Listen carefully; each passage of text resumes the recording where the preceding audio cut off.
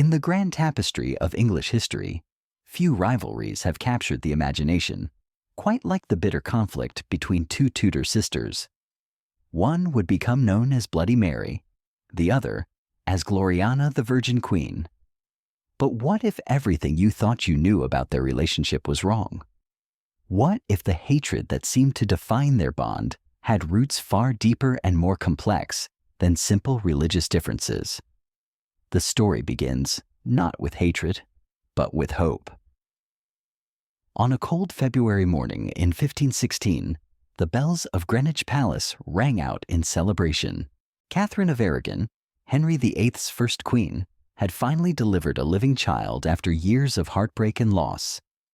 The infant was not the son the king desperately craved, but she was healthy, fair-skinned, and bore a striking resemblance to her formidable father.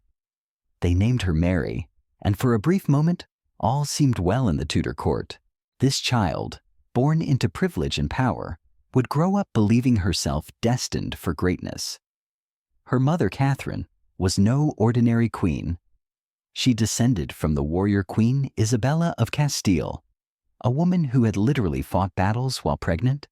Catherine had received one of the finest educations in Europe, speaking multiple languages and possessing a sharp political mind that rivaled any man at court.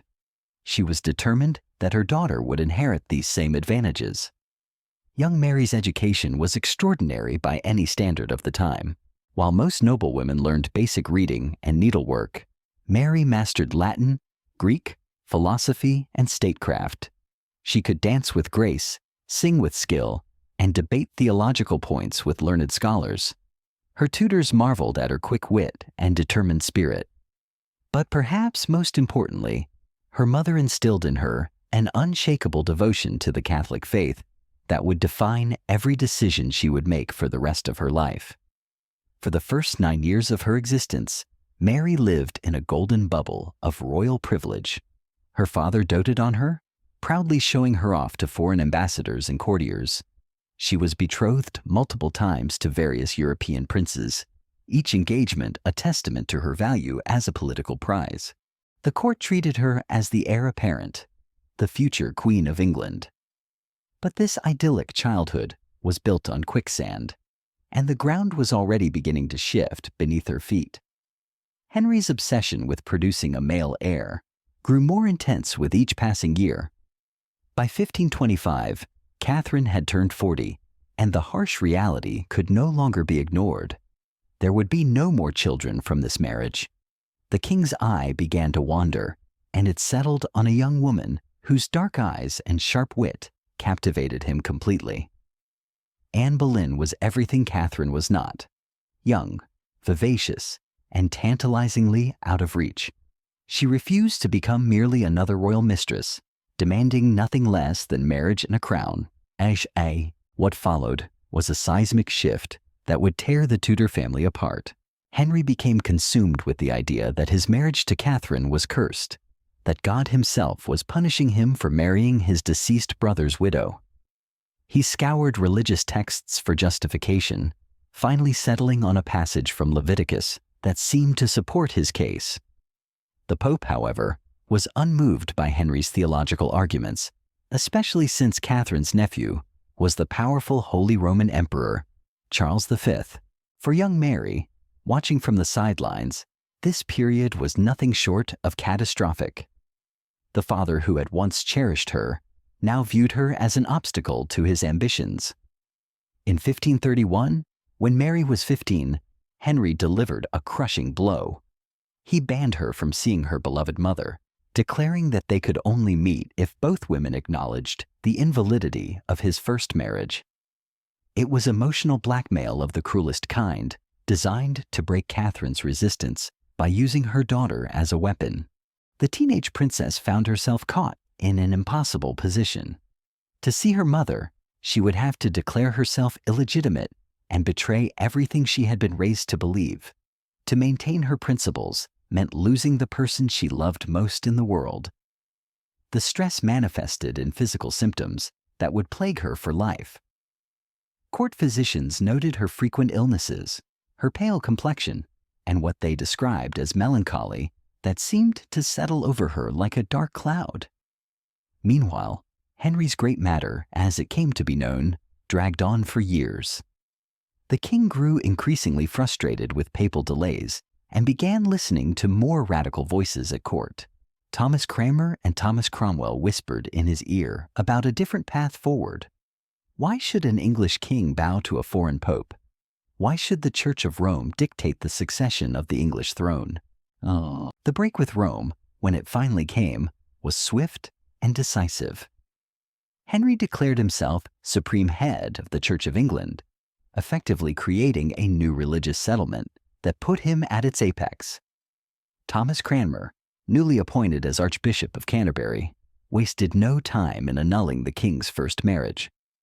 By early 1533, Henry had secretly married Anne Boleyn, who was already carrying what everyone hoped would be the male heir the kingdom desperately needed. On September the 7th, 1533, Anne Boleyn went into labor at Greenwich Palace. The entire court held its breath, waiting for news of the prince who would secure the Tudor dynasty. Instead, they got another daughter. She was healthy, beautiful, and bore the unmistakable red hair of her father, but she was not the son Henry had promised himself and his kingdom. They named her Elizabeth, after the king's mother, and despite his disappointment, Henry was quick to declare this new daughter his legitimate heir. For 17-year-old Mary, Elizabeth's birth was the final confirmation of her fall from grace. Not only had she lost her title as Princess of Wales, but she was now expected to serve in the household of the half-sister who had displaced her. The symbolism was brutal and intentional. The girl who had once been hailed as the future Queen of England was now reduced to little more than a lady-in-waiting to an infant. The humiliation went deeper than mere protocol. Henry stripped Mary of all the trappings of royalty. Her household was disbanded, her servants dismissed, and her coat of arms removed from her belongings. She was forbidden from using the title of princess and was instead referred to merely as the Lady Mary, bastard daughter of the king. The message was clear: submit to the new order or face complete exile from the family. But Mary possessed the same stubborn Tudor pride that characterized her father. She refused to acknowledge Anne Boleyn as queen or Elizabeth as her legitimate sister.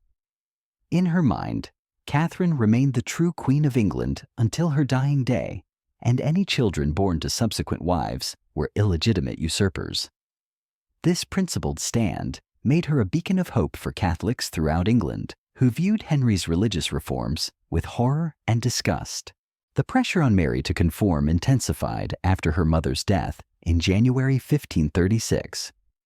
Catherine died alone at Kimbolton Castle, never having seen her daughter again after their forced separation 5 years earlier. Rumors of poison swirled through the court, though the queen had been ill for some time. Henry, with characteristic cruelty, refused to allow Mary to attend her mother's funeral, denying her even this final chance to say goodbye to the woman who had shaped her entire worldview. With Catherine gone, Mary became the primary symbol of resistance to Henry's religious revolution. Catholic nobles and commoners alike looked to her as their champion, the rightful heir who would one day restore the old faith.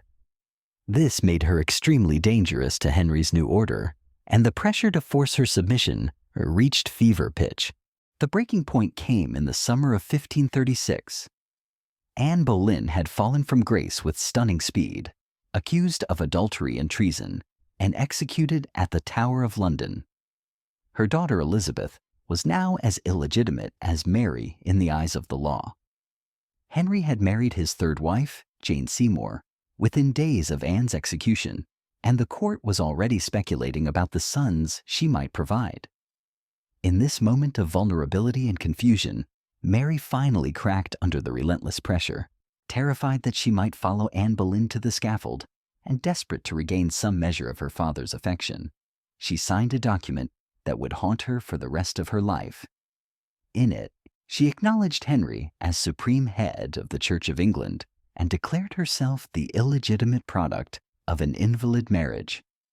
the words burned on the page as she wrote them, each letter a betrayal of everything her mother had taught her. But survival instinct overcame principle, and Mary chose life over martyrdom.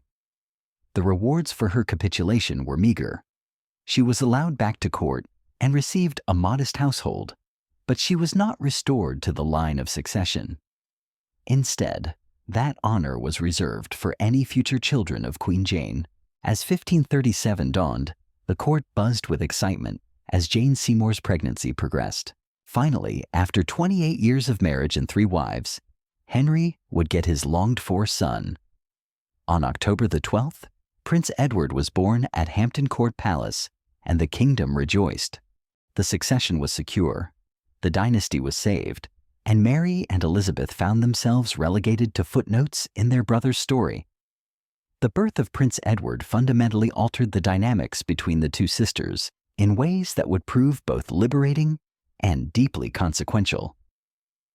For the first time since Elizabeth's arrival into the world, Mary found herself in a position where she wasn't constantly looking over her shoulder at her half-sister as a direct rival. The throne now belonged to their baby brother, and both young women could breathe a collective sigh of relief that the burden of immediate succession had been lifted from their shoulders. Yet, this apparent peace was deceptive. While Edward's birth may have temporarily removed the sisters from the spotlight, it also created new tensions that would simmer beneath the surface for years to come. Mary, now in her early 20s, had spent the better part of a decade watching her world crumble around her. The psychological scars ran deep, and she harbored a resentment not just toward her father's religious reforms, but toward everyone who had benefited from them. Elizabeth, meanwhile, was growing into a formidable young woman under the tutelage of some of the finest minds in England. Her education surpassed even Mary's impressive learning, as humanist scholars like Roger Ascham molded her into a Renaissance princess. She mastered French, Italian, and Latin with equal facility, could debate theology with learned divines, and possessed a political acumen that seemed to come naturally. But perhaps most importantly, she learned the art of survival in a court where favor could shift like quicksand. The death of Jane Seymour just days after Edward's birth plunged the court into mourning, but it also created an opportunity for reconciliation between Henry and his daughters. Both Mary and Elizabeth were invited to spend more time at court, and the king seemed genuinely interested in rebuilding relationships with the children he had so callously cast aside. For Mary, this represented a chance to influence her baby brother's upbringing, perhaps steering him away from the Protestant path that had caused such devastation to her family. But Henry's remaining years would bring 3 more wives and no more children. Catherine of Cleves lasted mere months before the marriage was annulled, Catherine Howard was executed for adultery, and finally, Catherine Parr provided a measure of stability to the royal household. Under Catherine Parr's influence, both Mary and Elizabeth found themselves restored to the line of succession through the Third Succession Act of 1544, though they remained technically illegitimate. This legal contradiction would prove to be a source of endless complications in the years to come. How could someone be both a bastard and an heir? The paradox reflected Henry's own conflicted feelings about his daughters. He needed them as potential successors in case something happened to Edward, but he could not bring himself to fully legitimize them without calling into question the very foundations of his religious revolution. When Henry died in January 1547, 9-year-old Edward ascended to the throne under the protection of a regency council dominated by Protestant reformers. The boy king himself proved to be even more radical in his religious views than his father had been. Where Henry had maintained many Catholic practices while rejecting papal authority, Edward embraced a thoroughly Protestant theology that horrified his eldest sister. Mary found herself once again fighting for her faith, but now the opponent was her own little brother. The irony was not lost on her. The child she had hoped to influence toward moderation had instead become the most Protestant monarch England had ever known. Edward's government banned the Latin Mass, destroyed religious images, and implemented reforms that stripped away the last vestiges of the old religion. The confrontations between brother and sister became legendary at court. Mary, now a woman of 30, refused to back down before a teenager, even if that teenager wore the crown. Their arguments over religion were passionate and bitter, with neither side willing to compromise. Edward saw his sister's defiance as a direct challenge to his royal authority, while Mary viewed her brother's policies as an affront to God himself. Elizabeth, ever the pragmatist, navigated these treacherous waters with remarkable skill. She attended Protestant services when required, but avoided taking strong public positions that might alienate either faction. This careful neutrality served her well, but it also meant that she couldn't provide support to Mary during her struggles with Edward's government. The distance between the sisters grew wider as Mary felt increasingly isolated and abandoned. The religious divide was only part of the story, however. Deeper currents of resentment and suspicion flowed between Mary and Elizabeth that had little to do with theology. Mary had never forgotten that Elizabeth's mother had destroyed her family, and while she couldn't hold an infant responsible for Anne Boleyn's actions, she found it difficult to separate the daughter from the mother's legacy. Elizabeth's very existence was a constant reminder of Mary's humiliation. Every time she looked at her half-sister, Mary saw the woman who had seduced her father, destroyed her mother's marriage, and torn apart the Catholic unity of England. These weren't rational feelings, perhaps, but they were deeply human ones. Mary had been forced to serve as Elizabeth's lady-in-waiting, to bow and curtsy to the child who had displaced her. Such experiences leave permanent marks on the soul. For her part, Elizabeth was acutely aware of Mary's resentment, and it made her cautious about trusting her older sister too completely. She had learned early that survival in the Tudor court required constant vigilance and careful calculation of every relationship. Mary's volatile temperament and unwavering religious convictions made her unpredictable, and Elizabeth preferred to keep unpredictable people at arm's length. The teenage years also brought personal scandals that would further complicate the sisters' relationship. Elizabeth found herself embroiled in a shocking affair with Thomas Seymour, the brother of the late Queen Jane and the husband of Catherine Parr. When Catherine Parr died shortly after childbirth, rumors swirled that Elizabeth might marry Seymour, or worse, that she had already been compromised by him. Mary watched these developments with a mixture of horror and vindication. Here was proof, she must have thought, that Elizabeth had inherited her mother's loose morals and dangerous ambition. The Seymour affair ended with Thomas's execution for treason, but the damage to Elizabeth's reputation lingered.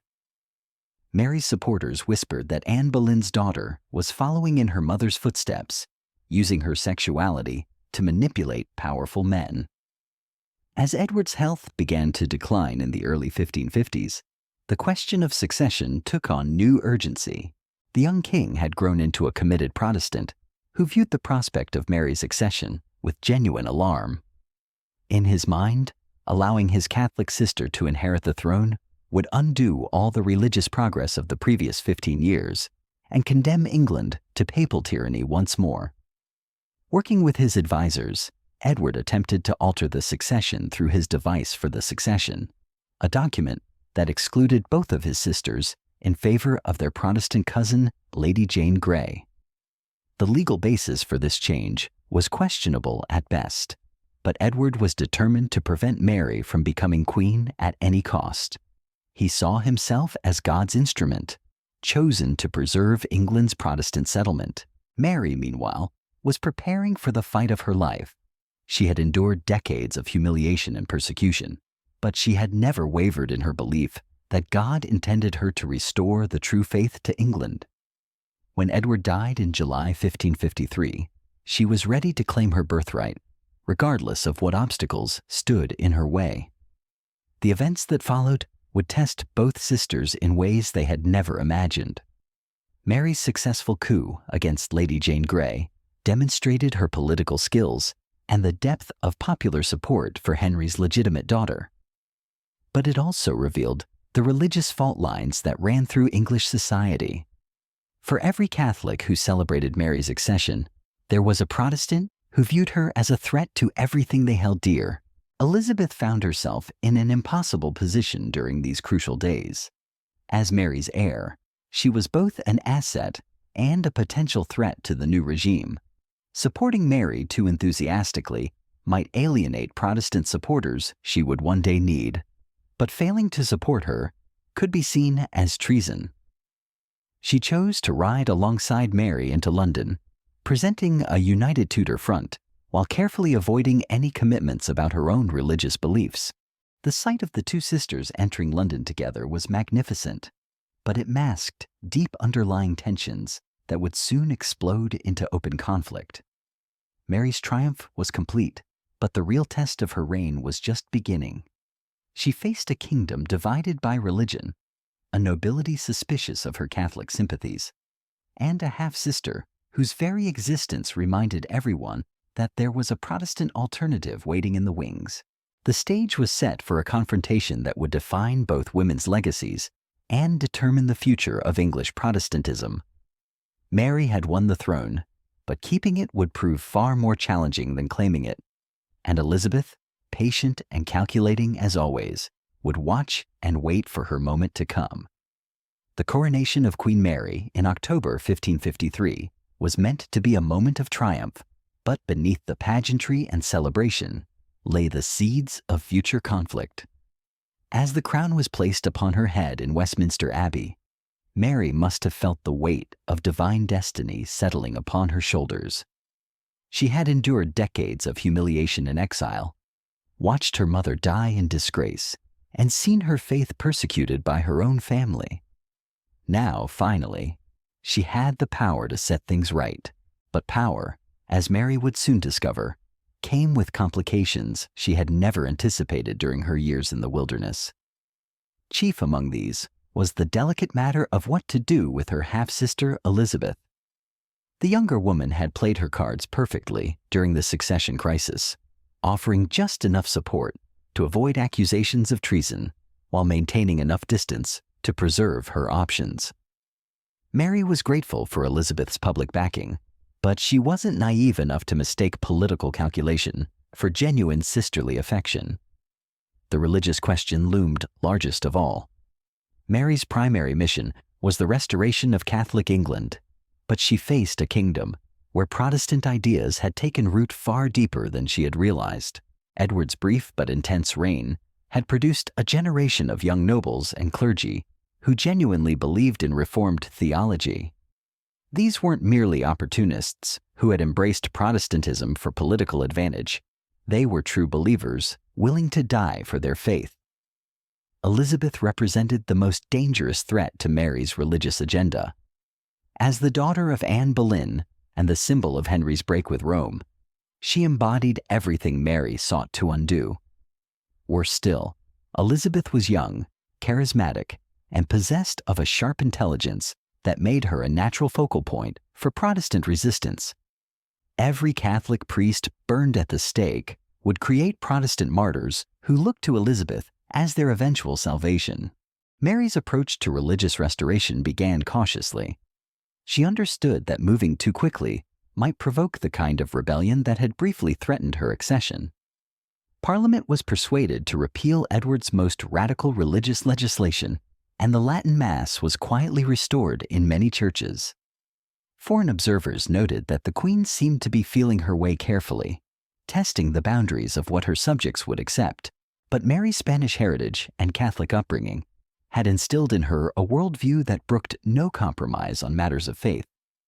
She genuinely believed that allowing heretics to live would damn not only their own souls, but the entire kingdom. The burnings began slowly, with a handful of prominent Protestant leaders who refused to recant their beliefs. Mary convinced herself that a few spectacular examples would bring the rest into line. The strategy backfired catastrophically. Instead of terrifying Protestants into submission, the executions created martyrs whose courage inspired others to resistance. Hugh Latimer's famous words as he burned alongside Nicholas Ridley echoed throughout the kingdom. "We shall this day light such a candle by God's grace in England as I trust shall never be put out." These weren't the words of men broken by royal authority. They were the defiant cries of those who believed their cause was righteous. Elizabeth watched these developments with growing alarm. Each Protestant burned at the stake was a potential supporter lost forever. Each execution strengthened her position as the alternative to Mary's increasingly unpopular regime, but she also understood the danger of appearing too sympathetic to the victims. Mary's spies were everywhere, and any sign that Elizabeth was encouraging Protestant resistance could be interpreted as treason.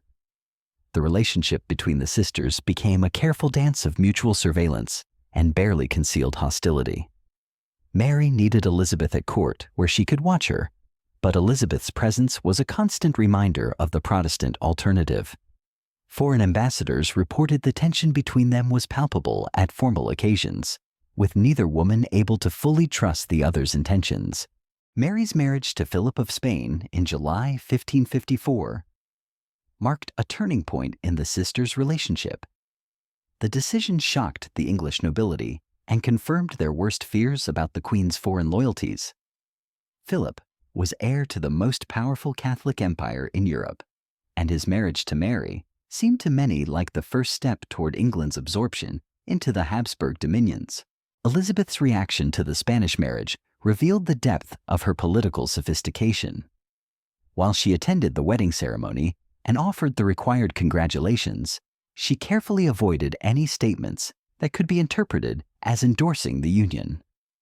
She understood instinctively that Mary's Spanish husband would be deeply unpopular with the English people, and she positioned herself as the native alternative to foreign influence.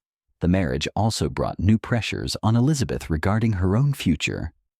Mary and her council began dropping hints about suitable Catholic husbands who might bring Elizabeth back into the papal fold. The prospect terrified Elizabeth, who had already witnessed how marriage could destroy a woman's independence and authority.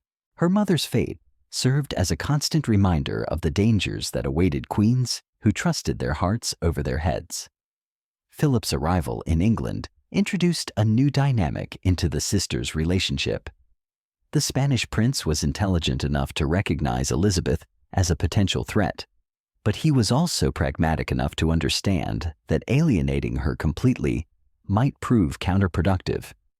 He cultivated a careful neutrality, treating Elizabeth with the respect due to a princess, while avoiding any actions that might suggest he favored her over his wife. Mary's jealousy of her husband's diplomatic courtesy toward Elizabeth added another layer of complexity to an already fraught situation. The Queen had fallen deeply in love with Philip, despite the obvious political nature of their union. She studied his every gesture for signs of affection and found herself competing not just with his obvious indifference, but with the attention he paid to other women at court, including her half-sister. The phantom pregnancy of 1555 represented the nadir of Mary's emotional and political fortunes. For months, the court held its breath as the Queen's belly swelled and preparations were made for the heir who would secure Catholic England's future. Elizabeth was summoned to court to witness the birth, a cruel reminder that a successful delivery would permanently end her hopes of succession. When no child came, Mary's humiliation was complete. The entire court had been mobilized around the expectation of a Catholic heir, and the failure was impossible to hide. Worse still, Philip's departure from England shortly afterward made it clear that he viewed his wife as a political disappointment rather than a beloved partner. The marriage that was supposed to strengthen Mary's position had instead exposed her vulnerabilities for all to see. Elizabeth's behavior during this crisis revealed both her political intelligence and her capacity for calculated cruelty. She offered public sympathy for Mary's disappointment while privately positioning herself to benefit from the Queen's weakened position. Protestant nobles who had been lying low during Mary's supposed pregnancy began making discreet contact with Elizabeth's household, sensing that the winds of change were beginning to blow. The failure of Mary's pregnancy also marked the beginning of her physical and mental decline. Court observers noted that the queen became increasingly isolated and paranoid, suspicious of everyone around her, including her own counselors. She threw herself into religious persecution with renewed fervor, as if the intensity of her faith could somehow compensate for her personal failures. The burning of Protestant heretics accelerated dramatically after 1555. Nearly 300 men, women, and children would die in the flames during Mary's 5-year reign, earning her the sobriquet, Bloody Mary, that would follow her through history. But each execution only strengthened Elizabeth's position as the Protestant alternative, creating a constituency that viewed her not just as a potential queen, but as a savior. Mary understood this dynamic perfectly well, which only increased her resentment toward her half-sister. Elizabeth's very existence was a constant reproach to Mary's methods and goals. The younger woman represented everything Mary had tried to destroy: Protestant theology, English independence from foreign influence, and the legitimacy of Henry's break with Rome. Yet she couldn't eliminate Elizabeth without creating a martyr and potentially sparking the very rebellion she sought to avoid. The final years of Mary's reign saw the relationship between the sisters deteriorate into barely concealed mutual hatred. Mary's health was failing, her husband remained absent, and her religious policies had made her deeply unpopular with large segments of the population. Elizabeth, meanwhile, was gathering supporters and preparing for the succession that seemed increasingly inevitable. Foreign ambassadors reported that the two women could barely tolerate being in the same room together. When protocol demanded their joint appearance at court ceremonies, the tension was so thick it could be felt by everyone present. Mary's supporters whispered that Elizabeth was actively plotting against the Queen, while Elizabeth's faction spread rumors about Mary's mental instability and physical decline. The tragedy of the Tudor sisters lay not in their differences, but in their similarities. Both were intelligent, determined women who had been shaped by trauma and adversity. Both possessed the fierce pride that characterized their father's bloodline.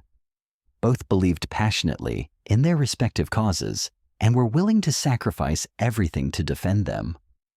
Under different circumstances, they might have been allies rather than enemies. But history had cast them as representatives of irreconcilable worldviews, and neither woman was capable of thedged their divide compromise that might have brie. Mary saw Elizabeth as the embodiment of everything evil about the Protestant Reformation, while Elizabeth viewed Mary as a dangerous fanatic whose policies threatened England's independence and prosperity. As 1558 dawned, everyone at court understood that Mary's reign was drawing to a close. The Queen's health was visibly deteriorating, and she had produced no heir to carry on her work. Elizabeth began making the careful preparations that would ensure a smooth transition when the inevitable moment arrived. The long struggle between the Tudor sisters was entering its final phase, and only one of them would emerge victorious. The hatred between Mary and Elizabeth had consumed both their lives and shaped the course of English history. Soon, one sister would be dead, and the other would inherit a kingdom divided by their conflict. The real tragedy was that their mutual destruction had been neither necessary nor inevitable, but the product of circumstances and choices that had locked them into an eternal struggle neither could abandon. The autumn of 1558 brought with it an air of inevitability that permeated every corner of the English court. Mary Tudor, once the triumphant queen who had defied all odds to claim her birthright, now lay dying at St. James's Palace, her body ravaged by what physicians could neither diagnose nor cure. The woman who had burned nearly 300 Protestants in her quest to restore Catholic England was about to face the ultimate irony. Her Protestant half-sister would inherit everything she had fought to preserve. Elizabeth had spent these final months of Mary's reign in a delicate balancing act that would have impressed even the most seasoned diplomat. She maintained the appearance of a dutiful sister, visiting the ailing queen when summoned and offering prayers for her recovery.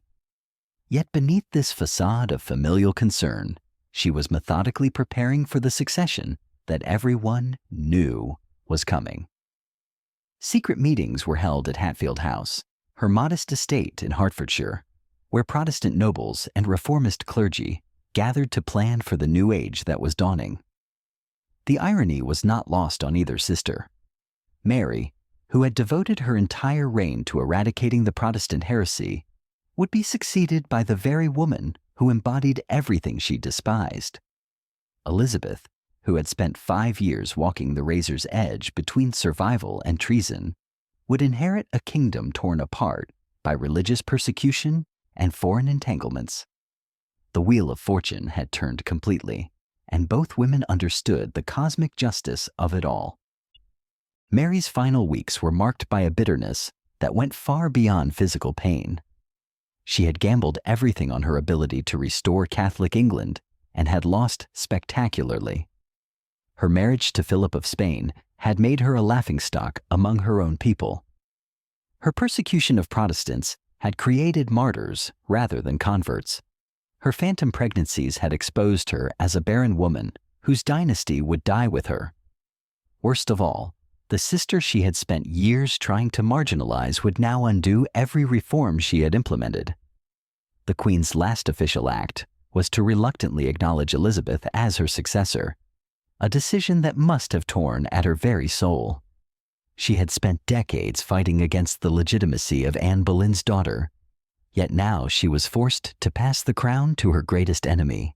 The formal recognition came only after intense pressure from her counselors, who understood that any attempt to alter the succession would plunge England into civil war. Elizabeth's response to this final gesture was characteristically calculating. She expressed appropriate gratitude for Mary's recognition, while carefully avoiding any promises about maintaining her sister's religious policies. Those close to her reported that she seemed relieved rather than triumphant, as if a great weight had finally been lifted from her shoulders. The long years of uncertainty were ending, but the real work was just beginning. The death of Mary Tudor on November 17, 1558, marked more than just the end of a reign.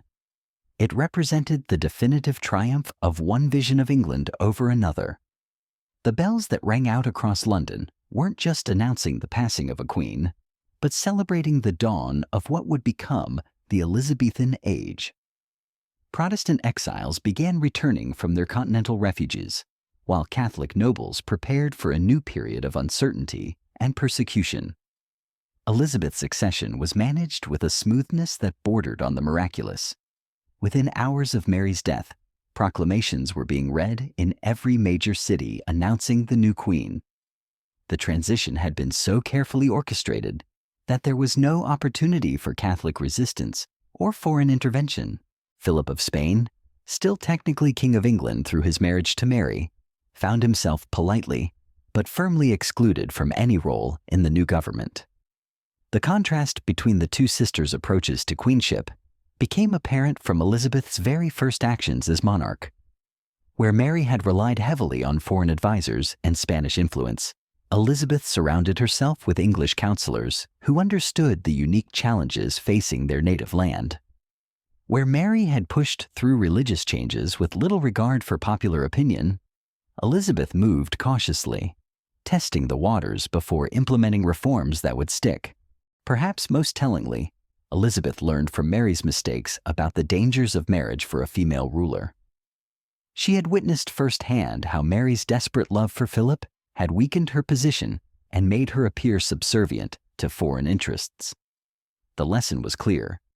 Marriage might provide personal happiness, but it would almost certainly compromise royal authority. Elizabeth chose power over love, independence over companionship, and in doing so, defined a new model of female sovereignty. The religious settlement that Elizabeth would implement over the coming months represented a repudiation of everything Mary had stood for. Yet it was also more moderate than many of her Protestant supporters had hoped. The new queen understood that England needed healing rather than further division. While she restored Protestant worship and rejected papal authority, She avoided the kind of vindictive persecution that had characterized her predecessor's reign. This moderation was perhaps Elizabeth's greatest victory over Mary's legacy.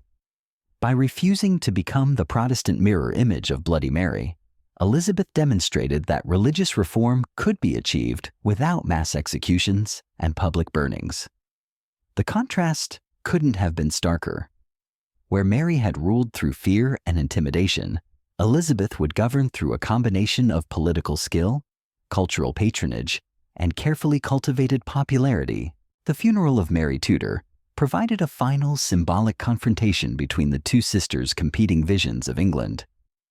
Elizabeth ordered a magnificent Catholic service for her predecessor, complete with Latin prayers and traditional ceremonies. It was a gesture that seemed generous on the surface, but carried deeper implications. By honoring Mary with the very religious practices she had fought to preserve, Elizabeth was essentially consigning those traditions to the grave, along with her sister. The irony extended even to their final resting place. Years later, Elizabeth would be buried in the same tomb as Mary in Westminster Abbey, their earthly remains united in death as they had never been in life. The inscription on their shared monument makes no mention of their religious differences or political conflicts, presenting them simply as daughters of Henry VIII, who had each served their country as queen. History had already begun the process of reconciliation that neither woman had been able to achieve while living. Yet the deeper tragedy of the Tudor sisters lay not in their failure to reconcile, but in the waste of their combined potential. Both possessed exceptional intelligence, political acumen, and genuine devotion to England's welfare. Had they been able to work together rather than against each other, they might have spared their kingdom decades of religious turmoil and foreign intervention. Instead, their mutual hatred had consumed vast amounts of energy and resources that could have been directed toward more constructive ends. The legacy of their conflict would shape English politics for generations to come. The religious divisions that had crystallized during their reigns would continue to influence everything from foreign policy to domestic legislation well into the 17th century. The question of whether England should align itself with Catholic Europe or Protestant nations would remain contentious long after both sisters were dead. Mary's supporters, driven underground by Elizabeth's accession, would spend the next several decades plotting to restore Catholic rule through various conspiracy theories and foreign interventions. The Northern Rebellion, the Ridolfi Plot, and ultimately the Spanish Armada all grew out of the conviction that Mary's brief reign had represented England's true destiny, temporarily thwarted by Protestant usurpers. Elizabeth, for her part, would spend much of her 45-year reign looking over her shoulder at the ghost of her sister's legacy. Every Catholic priest who entered England illegally, every Spanish ship that appeared on the horizon, every whisper of discontent among the old nobility carried with it the implicit threat of a Catholic restoration. The paranoia that would characterize the later years of Elizabeth's reign had its roots in the very real dangers posed by those who had never accepted Mary's defeat. The personal cost to both women was immeasurable. Mary died knowing that her life's work would be undone within months of her death. She had sacrificed everything for her faith and her vision of Catholic England, only to see it all crumble into dust. The bitterness of that realization must have been harder to bear than any physical pain she endured in her final illness. Elizabeth, despite her ultimate triumph, carried the scars of their conflict for the rest of her life. The need to constantly prove her legitimacy, to demonstrate that she was more than just Anne Boleyn's bastard daughter, shaped every decision she made as queen. Her refusal to marry, her cultivation of the Virgin Queen mythology, her elaborate court ceremonies, all of these can be traced back to the insecurities created by her early rivalry with Mary. The tragedy deepened when one considers how different their relationship might have been under other circumstances. Both women had suffered through traumatic childhoods marked by their father's cruelty and caprice. Both had experienced the humiliation of being declared illegitimate and cast aside when they no longer served Henry's purposes. Both had demonstrated remarkable resilience in overcoming obstacles that would have broken weaker spirits. In another world, these shared experiences might have created a bond between them rather than a chasm. They might have recognized in each other the same Tudor determination, the same fierce intelligence, the same capacity for both greatness and terrible mistakes. Instead, the circumstances of their birth and the religious upheavals of their time had made them symbols of irreconcilable worldviews, condemned to play out a drama neither had chosen, but neither could escape. As Elizabeth settled into her new role as queen, she must have reflected on the strange turns of fate that had brought her to the throne. The sister who had once forced her to serve as a lady-in-waiting was dead, and the kingdom that had rejected her mother's marriage now celebrated her accession. The Wheel of Fortune had completed its revolution, but the cost had been enormous for everyone involved. The real question that would haunt Elizabeth's reign was whether she could transcend the hatreds that had defined her relationship with Mary and build a more stable, unified England. The early signs were promising, but the deeper wounds left by 5 years of religious persecution and political division would take much longer to heal. The Tudor sisters' war was over, but its consequences would echo through the corridors of English history for centuries to come. The specter of Mary Tudor would cast its shadow over every decision Elizabeth made during her remarkable 45-year reign. Within days of her accession, the new queen faced a series of challenges that would test everything she had learned from watching her sister's catastrophic mistakes. The realm she inherited was bankrupt, religiously divided, and surrounded by hostile Catholic powers who viewed her as an illegitimate usurper.